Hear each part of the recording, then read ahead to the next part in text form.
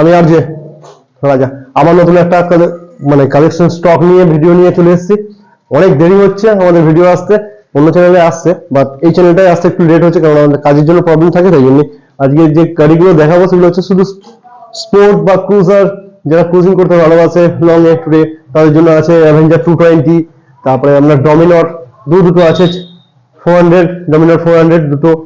তারপরে FZ RS 200, এমনকি